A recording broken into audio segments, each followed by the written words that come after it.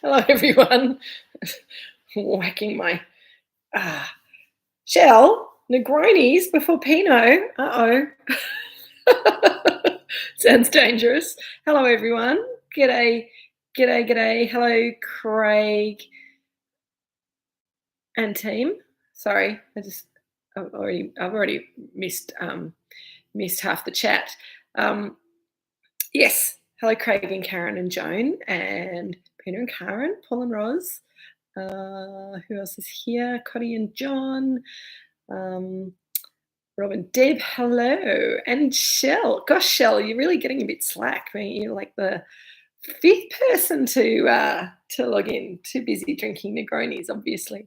Hello, Kay. How you going? Hello, Sue and Jeff. How you doing? What a gorgeous day we've had today. Been out in the garden. Waved across the fence at Sue and Jeff in the garden. Mowed the lawn. Fought with the Optus people about trying to get my phone to work when I'm overseas. Hello, Nareem. How are you? And all the dies. So very exciting times. Hello, Emily. I was going to say Emily and Kevin, but hello, Emily. Yes, in Rome. Well, that's a bit rude, isn't it? I'll be heading off to the UK on Sunday. Now, I will send you an email about this. Barbecue veg, very good, Shell. Oh, and wallaby, that'd be nice. I've checked my schedule and I'm only going to be able to actually go live with you guys on the middle week while I'm away because I'll be on a train, as I said, next week, and Craig's going to take over. And as long as you guys can cope with Teams as the mode of communication, I'll send out Craig's email so that you can check in with him and he can then share the link with you for next week and me as well. So I'll log on if I can, but Craig will be running the tasting. Oh, hello, Darcy and Nikki as well, and Daryl and Sue. Great to see you.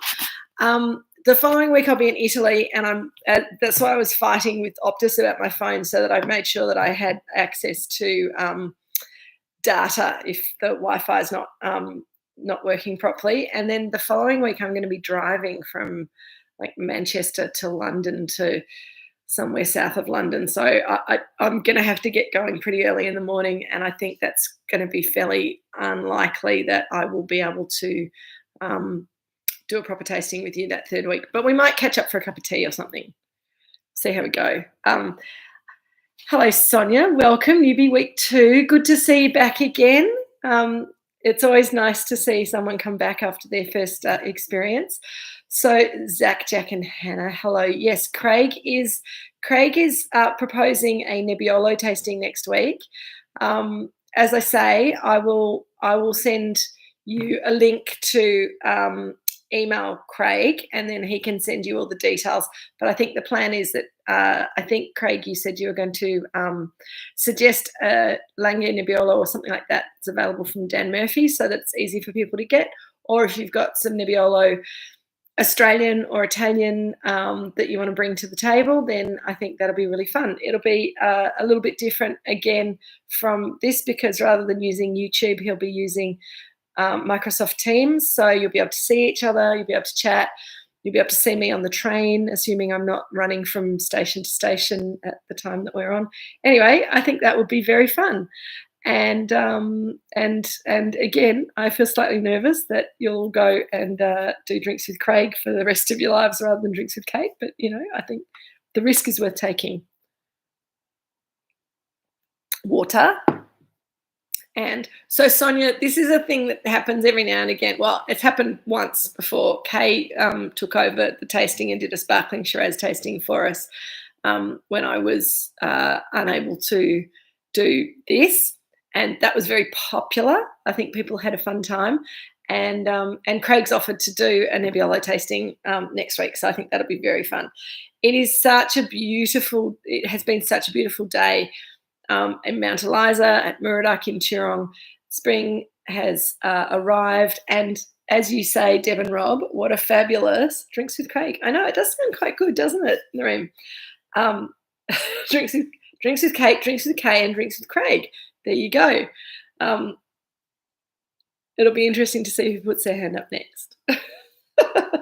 All right, Moorooduc Estate Pinot Noir 2019. This wine is not available yet. We're still selling the 2018 at Zelador. We're getting very close to the end of stocks of the 18, so I thought it would be a really nice opportunity. You guys are hilarious. A really nice opportunity to have a little preview of this wine. We've been loving selling the 18. The 18 has got a beautiful purity and line to it that makes it a gorgeous wine to drink. But 19 is, Jeremy made the big call of saying possibly the best we've made yet. I think it's pretty delicious wine. I'm looking forward to getting it into a decanter and then into a glass. So let's get that open. So for anyone who hasn't decanted wine with me before, with a young wine, decanting wine is a really good way to just get it to start to open up. With a Pinot Noir, I would suggest that you never decant a wine more than a few minutes before you want to start tasting it, because one of the beautiful things about Pinot Noir is how it changes in the glass. But because this wine is a big wine and quite tight compared to the 18 that we've been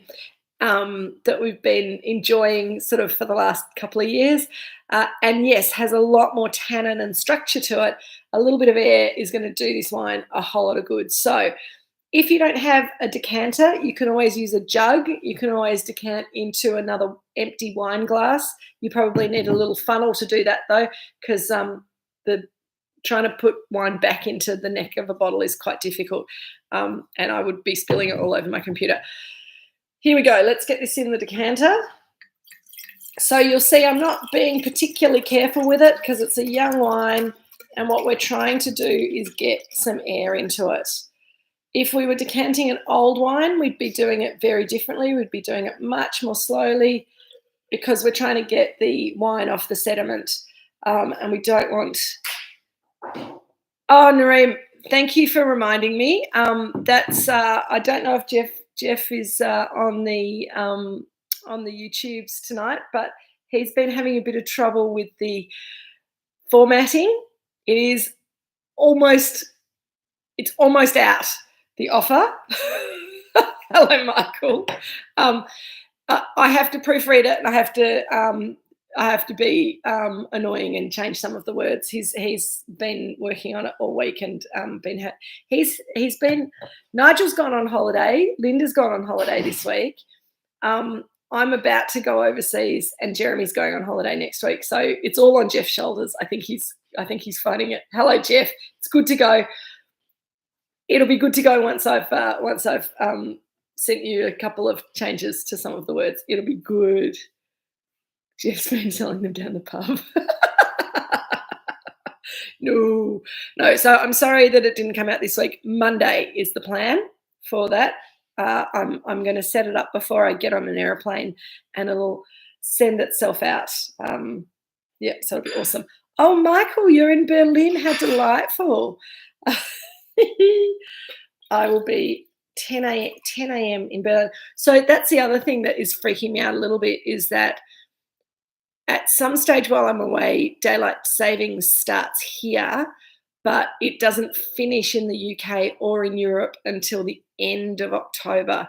So I'm just like, my brain's doing backflips trying to work out what time it'll be to get you at 6 o'clock, but I'll work it out. So it'll be fine. I promise it'll be fine. All right, wine in glass. Richard's looking thirsty.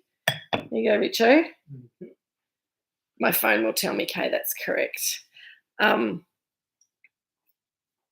just trying to be a control freak before I go away, and I should just let Apple take care of everything for me. Right, big swirl. It's already, I mean, you look at it and it's darker than the 2018 in colour. And as people have already mentioned, the nose is absolutely redolent of cherries, but not any kind of cherries, really ripe black cherries.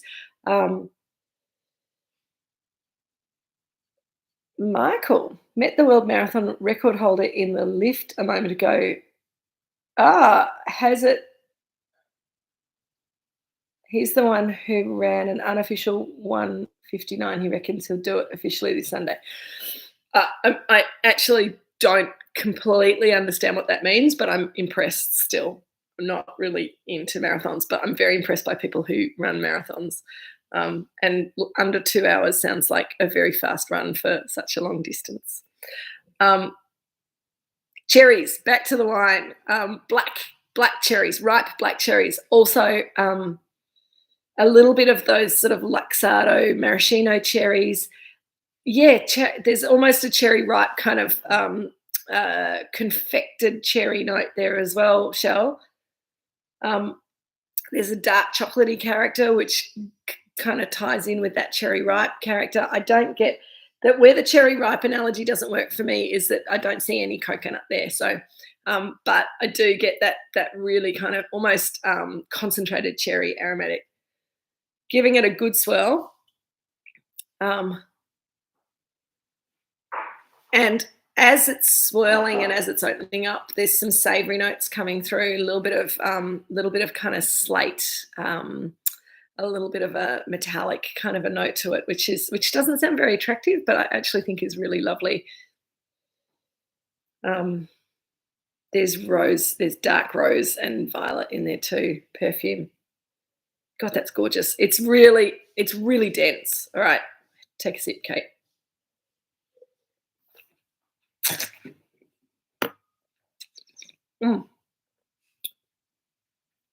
Very structured, lots of tannin, lots of really intense black cherry fruit, a little bit of red cherry fruit there. There's even a little bit of pomegranate coming through, making my mouth water, making me wish I had some mushroom bruschetta like some other people out there that I know.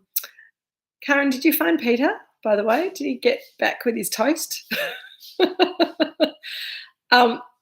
Kay, the nose has kind of settled down a little bit, but keep getting air into it and it'll come up again. It's just that burst of sort of cherry has nowhere to go but out, and then the other things take a little while to kind of to step up to the plate. There's a little truffly kind of mushroomy kind of note there too, which is why I suggested mushrooms would be good with this, but also the roasted vegetables. You can see that this wine, you can say, Turkish Delight. I just got it just then too, Kay. It's rose water, Turkish Delight. Michael offended when before I knew who he was, I said, I guess your best time is 250. Well, Michael, you will enjoy the wine when you get back to it. I'm going to be traveling with at least one bottle of wine to drink with you guys in 2 weeks' time. But yeah, it's a lot easier to leave the wine at home and drink what you can find on your travels, isn't it? A little bit of Turkish Delight. Also, the roasted. This is going to sound really weird because it's not a character that I usually just use to describe red wine, but it's not just the rose water from Turkish Delight, but also that sort of toasted pistachio, toasted almond kind of note that you get in real homemade Turkish Delight. There's sort of a nutty savouriness to it as well. Licorice is coming through now on the nose. And as I was saying before, you can now probably imagine why I was suggesting slightly richer flavours. Grilled meats, grilled chipolatas, lamb cutlets could work really well with this wine. Duck would be just sublime, but roast veggies, the Mediterranean sort of veggies, I think. It's really interesting that red capsicum's quite a difficult one to match to things, but this wine's got that kind of sweet savoury note to it that I think would work very well with char grilled red capsicum and zucchini and those sort of things. Craig, it's a really different shape on the nose and the palate from the 2018, isn't it? The 2018 was the tannins were much softer. The wine was much more sort of fruit driven, and kind of the fruit on the 18 travels a lot more evenly across the palate. This one, I think, yes, it's the fruit is finishing quite short at the moment, and the tannins really long. And also the savoury notes are quite long as well. That earthy, mushroomy, slightly meaty character to the wine sort of builds around the tannins and kind of brings that savouriness through to the back. And I think it is the dominance of the youthful tannins. I think it's also the fact that 2018 and 2019 were very different vintages. And I thought, did you see Reg? We don't often see Reg going up on his wall. Polly's watching. Polly, you're not giving the peacock a hard time, are you? Michael, I don't know if you saw it. Michael's a good spotter of Reg flying up on the wall, but I didn't have the computer angled quite in the right direction. Anyway, Sonia, I'm so glad that you did the miso grilled mushroom. I think I had that for dinner last week, and as soon as I tasted it, I went, oh, I need a glass of Pinot. Oh, I need a glass of 2019 Estate Pinot. I didn't have any with me at home, but I think that the miso brings out a sort of a salty sweetness in the mushrooms and really kind of layers on the flavors and works really, really well with the flavors of this young and dense and structured Pinot. Okay, it does have a beautiful mouthfeel, but it's not as velvety as the 18. The 18 has a purity to it. I keep talking about it in the past, but it's still around. And if you like the 18 and I think that the 19 is going to appeal to different people for different reasons. Hello, Jeremy. Jeremy saying the best thing for me, in his opinion, about the wine is that it straddles a ripeness position, dark to light. It's wound up like a tight spring. So, yeah, it's really tight. It's really young, and it's going to keep changing in the glass. What are other people saying? Peter and Karen, leftover rissole, plum paste, nice. Duck breast, roast potatoes in duck fat and sauteed mushrooms, Rob and Deb. That will be delightful with this wine. That's a real classic kind of French match to Pinot Noir. That's sort of the duck and potatoes and mushrooms. Beautiful. I think that'll be gorgeous.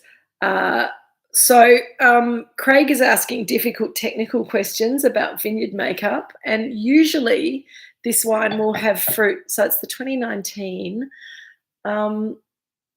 So usually this will have fruit from the McIntyre vineyard and the Robinson vineyard and the Garden vineyard. And I think I would be very impressed if Jeremy's checking it out. I was going to say I'd be very impressed if Jeremy's got that off the top of his head. But we'll just fill. Richard, you don't know what Jeremy's looking it up, so don't stress. People want to know which vineyards the fruit comes from for this. Mm. Yeah. Yeah. Okay. Okay. Jeremy's checked, and the official call is mainly Robinson, a bit of McIntyre, very small amounts of Garden, and a barrel or two of Osborne. Yeah, absolutely. Zach and Jack, it does feel like the young buck wants to challenge the single vineyard wines. Oh, well done, Jeremy. Thank you. What a very smart head that is as well. Remembering that the single vineyard Pinots that we've tasted recently are from 2020, not 2019. And the 2020 wines are a lot paler in colour, more red fruited, more ethereal in style than the 19s ever were across the whole board. But it's a bit of a shock coming back from the 2020 single vineyards to the 19 Estate Pinot. And this wine really does give a lot of bang for your buck. I think I have absolutely no qualms about moving on from the 18 to the 19 with our customers out there in the world. Cotty, I'll tell you about the Osborne vineyard in a moment. But I think that some people will miss that purity and fragrance of the 18. So if that's something that you really treasure in the 18, I'd probably grab a case while it's still around, and then get some of this to follow up with. Craig is wondering if 2019 was a cool year. And I'm trying to think. Richard looks like he's got the answer for us. Are you able to come over here and say that, Richard? Because otherwise I'll just have to repeat what you've said because they can't hear you if you're sitting there. Here he comes. It was beautiful conditions to start with. Beautiful conditions relatively cool, ripening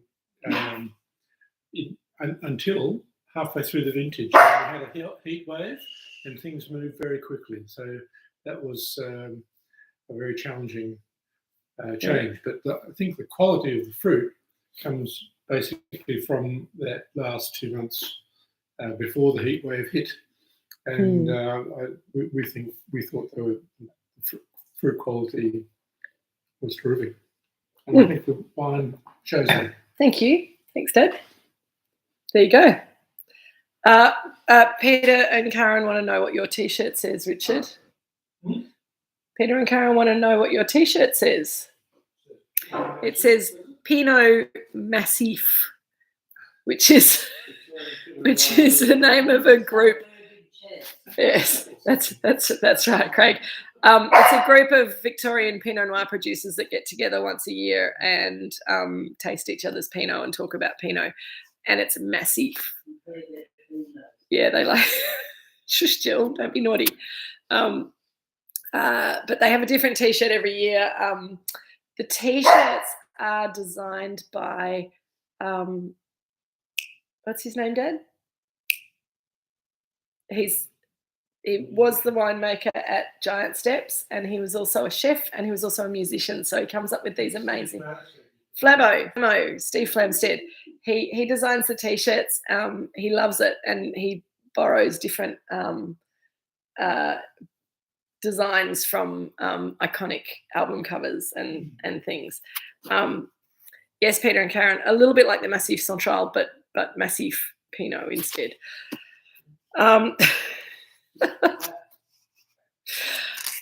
Moving right along. Hello, Brigitte. How are you and Anthony? Lovely to see you.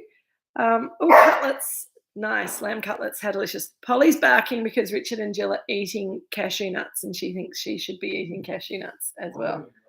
Polly and Richard are eating cashew nuts. Yeah. Crazy dog. Now, Shell learnt an interesting lesson about baby broccoli and broccolini being two different vegetables. I did know that actually, but I don't know why they're different. Baby broccoli was half the price and would be delicious barbecued with this Pinot. Good work, Shell. It's good to learn something every week. So, Cotty, coming back to your question, the Osborne vineyard that we don't talk about very often, we don't make a single vineyard wine from it.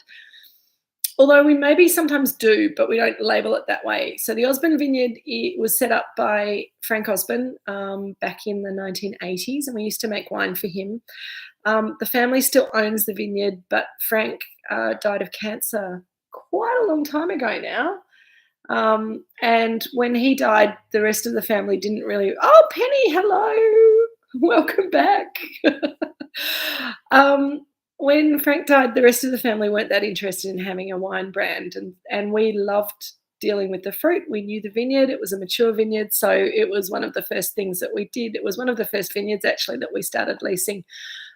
We share the lease with 10 Minutes by Tractor, so we don't take all of the fruit for here, but a lot of the fruit often goes to Devil Bean Creek, not because we think it's lesser quality fruit, but the Osborne vineyard's set up to crop a little bit higher, so we get slightly more vibrant fruit characters and slightly less savouriness, which tends to work better with the Devil Bean Creek range.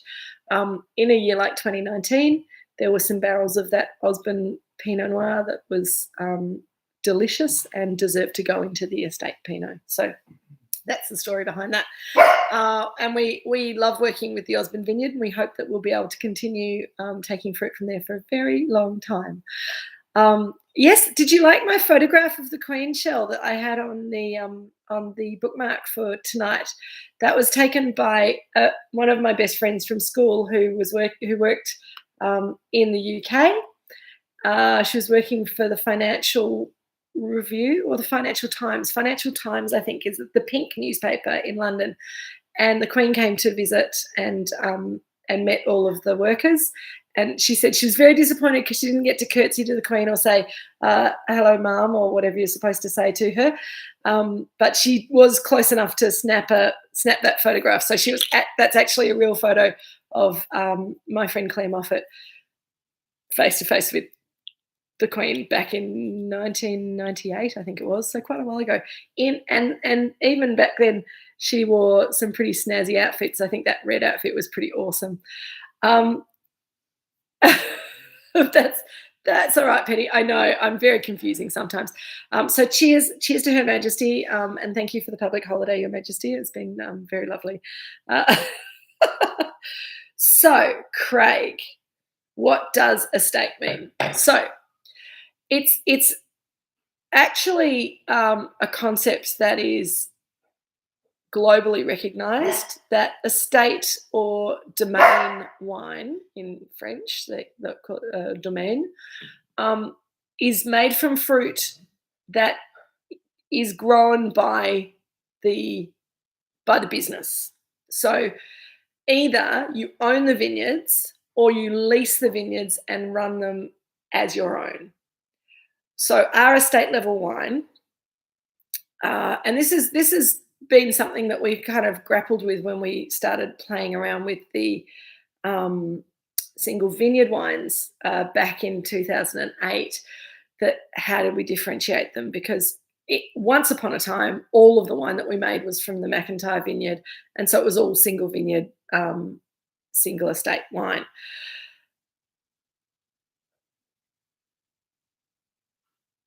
I don't understand. Is there a Queen of Wine? Thank you, Craig. No, Sonia, there's not.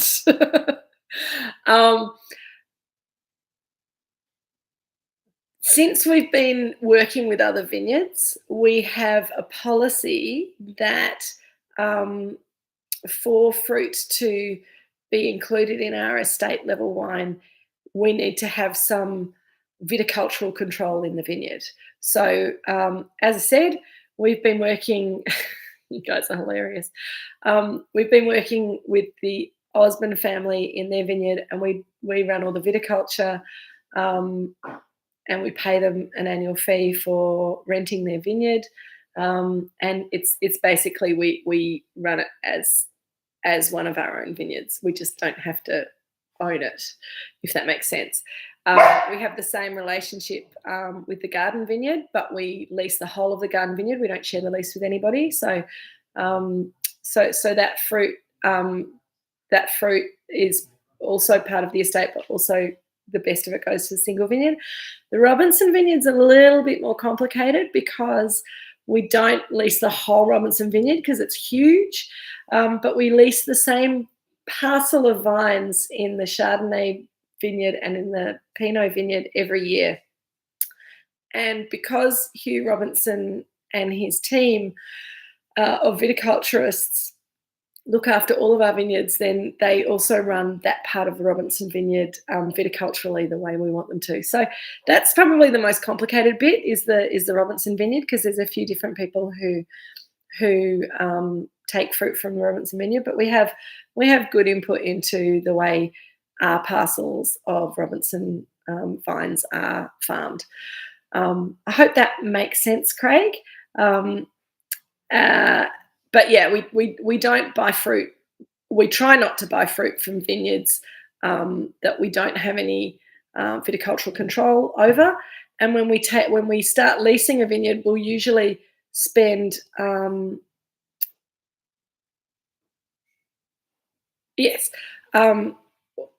when we take on a new vineyard, we usually that fruit will originally go to the Devil Bean Creek level wine until we have a little bit more input into how the vines are going and the viticulture in the vineyard. But as Jeremy says, you can't choose to have all blocks maintained at the level of a single vineyard wine, and that's one of the reasons that the estate wine is less expensive than the single vineyard wines, because we can't have quite as much hands-on control over all of those vineyards. So yeah, but it does mean that we can make a very delicious wine from a combination of those. And we also, the other thing that's really interesting, the way we make the wine, is that all of the parcels get vinified separately, and we don't blend them together until quite a long way through the winemaking process, usually as we're getting ready for bottling. So we can make decisions about what is of an appropriate quality for Devil Bean Creek Estate, single vineyard wine, quite late in the piece.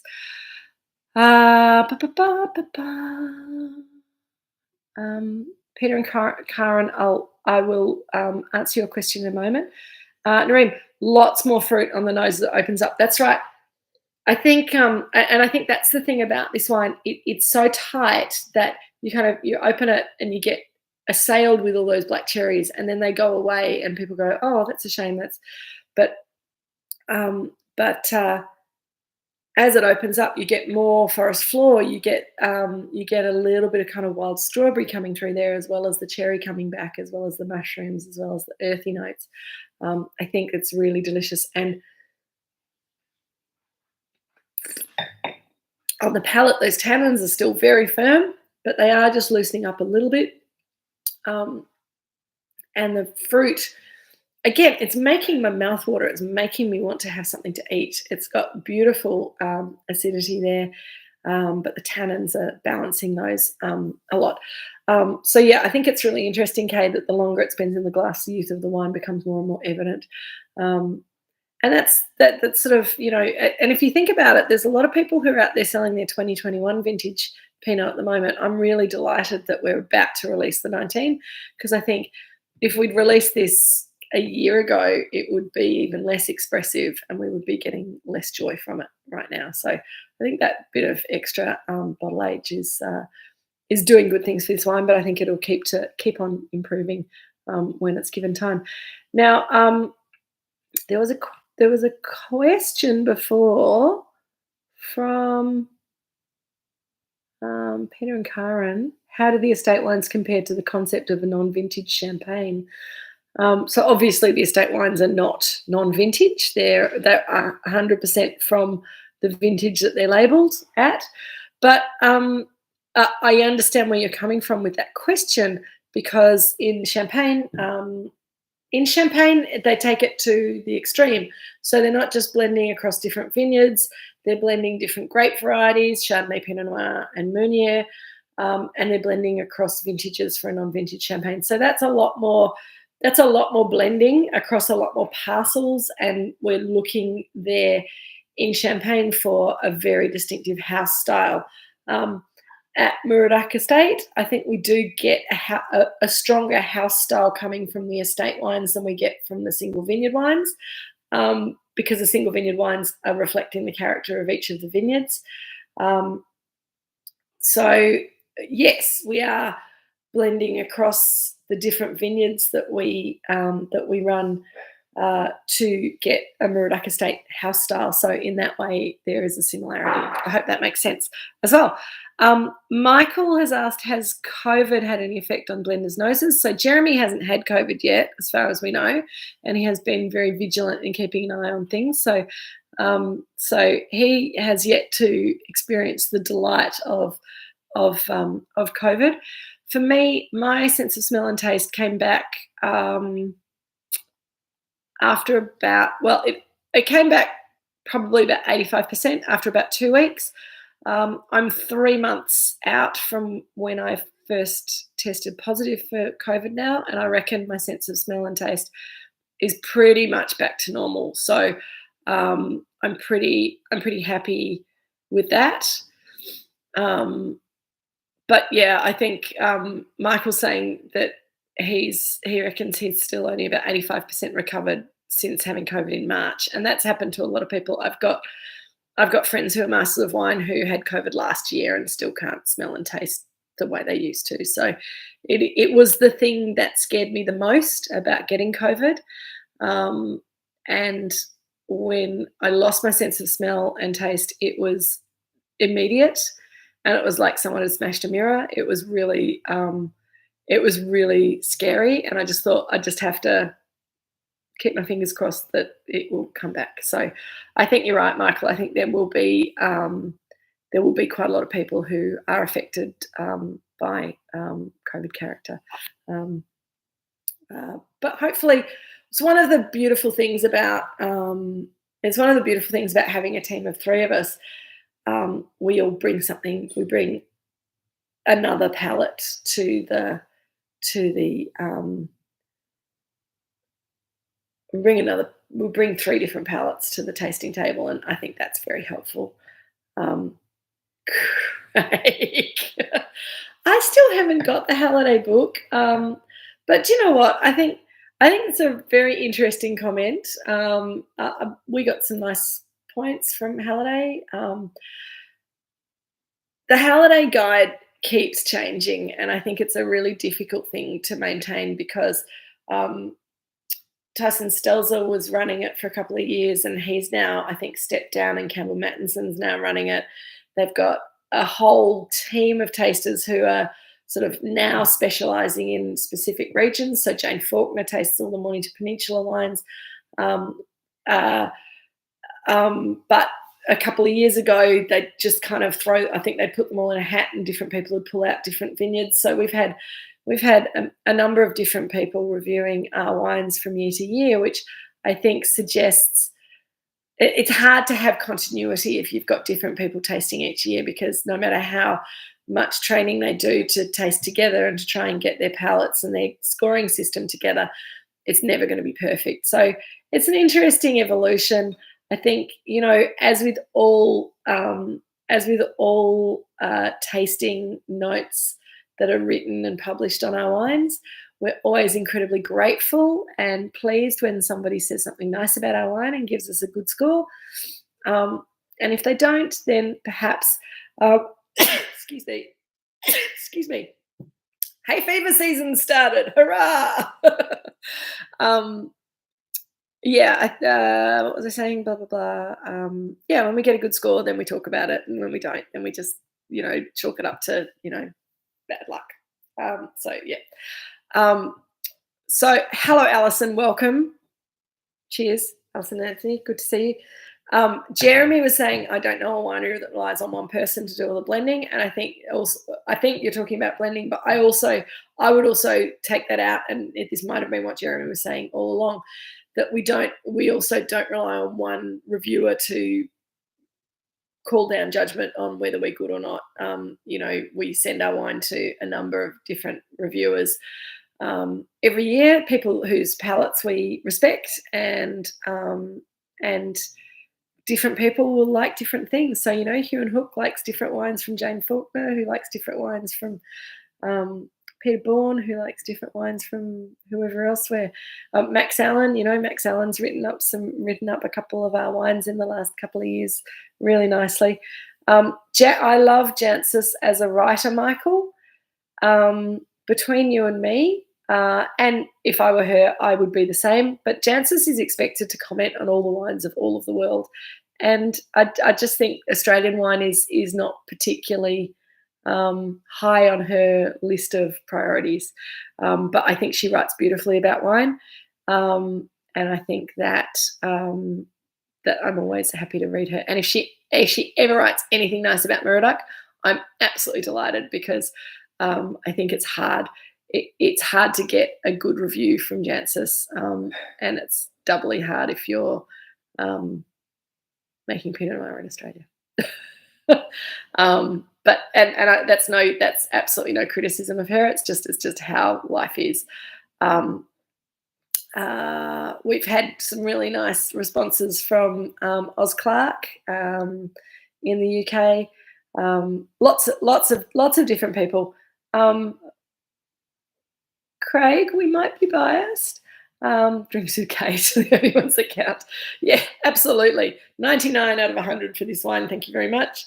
And I think, and to be honest with you, I think that different ways of tasting wine also has a huge impact on how you appreciate a wine. And I did a little bit of wine writing for a while in between and during doing different jobs. And I was never a famous wine writer like the ones who do it for a full-time job. I got sent so much wine that I had to taste through that was really depressing.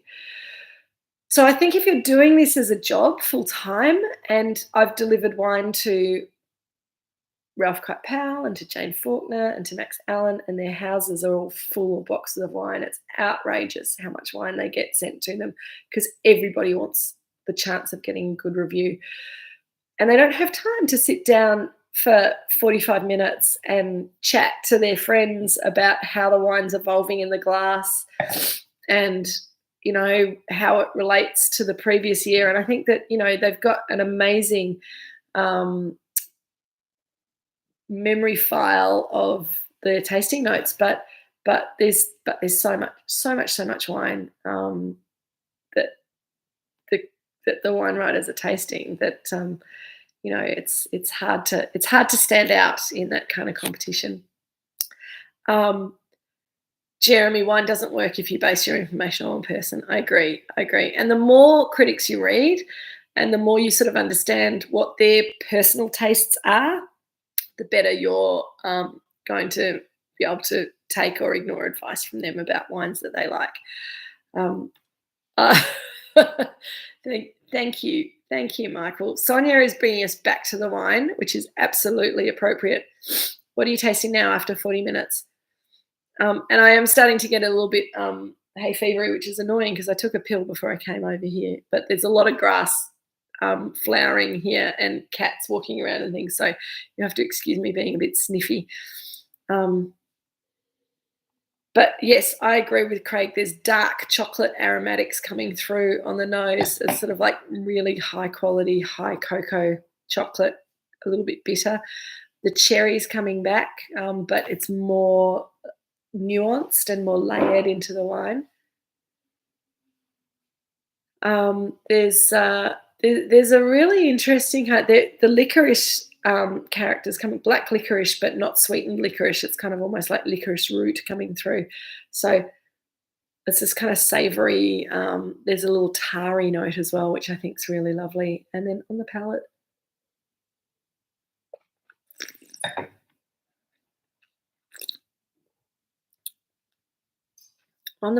the fruit's coming further back as you let the wine travel across your tongue. It's the tannins are sort of softening out, and the cherry fruit and the pomegranate fruit is sort of coming back to the back of the palate, and we're starting to see that slight opening of the peacock's tail as you swallow the wine. The flavors get bigger all of a sudden, and it wasn't doing that earlier on. We were just seeing the tannin and the savouriness, but that cherry is kind of doing that on the back of the palate now, which is really lovely. Tannin, yes, Jeff, absolutely. Dark cherry and chocolate, delicious. Lots of spice, Alison. I think it'll be great with lamb chops. Delicious. Jack isn't a few. It would be nice. It's the sort of Pinot Noir that I just want to kind of have as a perfume to dab behind my ears.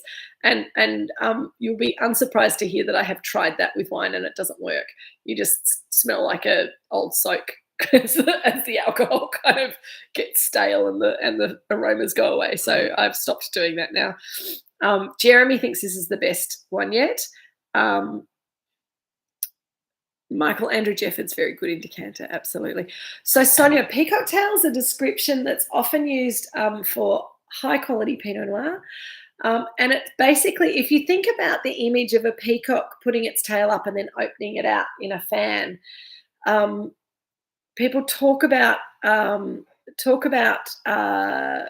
Noir having, or some Pinot Noirs at least, having a peacock tail character to it, which means that the wine kind of travels across your tongue through your palate and you taste all the flavors, but as it goes down your throat and the wine disappears, the flavors keep getting bigger and fanning out rather than just kind of fading away. So that's what we mean when we're talking about the peacock tail in relation to Pinot Noir. And it's a character that's pretty specific to Pinot Noir. And young Pinot Noir tends to do it more than older Pinot Noir, which I think is rather wonderful. Thank you, Michael. Hey? Polly loves a peacock tail. She'll have a peacock feather if she can get one, but if she could get the whole tail, she'd be very happy. I think that's a little different. Polly seems to like Chardonnay. When I'm drinking Chardonnay and she's feeling friendly, she'll stick her nose in and try and have a taste of the Chardonnay, but she's not that interested in Pinot Noir. Whereas we had a Burmese cat who lived a long and happy life, who would help herself to our Pinot Noir on a semi-regular basis. Not very much, just a little bit. If you weren't watching, she'd stick her hand in the glass. So when she was very, very old and didn't have much time left on this earth, we opened a very special bottle of Burgundy and gave her a little bit of that, and she still very much enjoyed it. I'm not sure if feeding cats wine is recommended by vets, but you know, her name was Radagast the Brown, so with a strange name, with a fabulous name like that, she has to also have some strange quirks.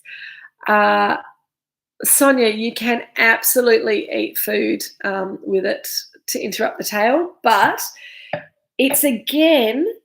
So we've talked about in the past. We've talked about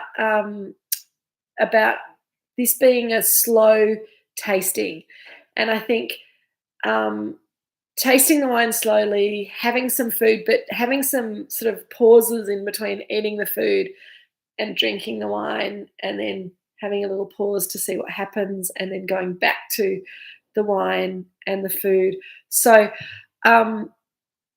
Deb and I have talked a lot about mindfulness and mindful drinking, and I think that's kind of what we're doing here. That you want to, and it's why we kind of drag it out for 45 minutes. You're very welcome to leave if we're getting too long, and I'll wrap it up in a minute because we've gone for a while tonight. But mindfulness while you're drinking wine like this suggests taking time with the smelling and the tasting, and then bringing the food into the equation to sort of see how that works with the wine. So there's no rules. It's just about having a bit of a play and having a bit of fun. Rob and Deb, the wine's enhancing your meal and vice versa, which is awesome. And Craig, we do need the Reggie branded wine. I keep saying, sort of jokingly, that when we bring out a super cuvee, it'll be called the Golden Peacock.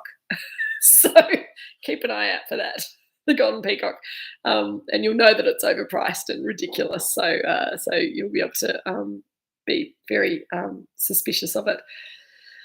All right, my dear people.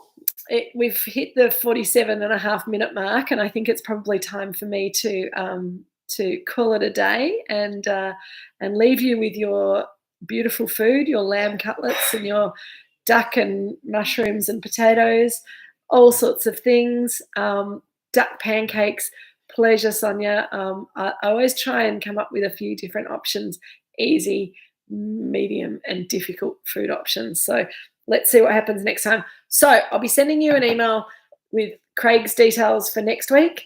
I'll be in touch about what we're doing when I'm in Italy, but we won't be doing a Moorooduc wine next week. You'll be doing Craig's Nebbiolo tasting. The following week, we've got the older Chardonnay, which is in your box, that we'll be doing from Italy. So let's hope that all works. Until then, take care, everyone. Love you all, and be good. Oh, I have to press the stop button, don't I?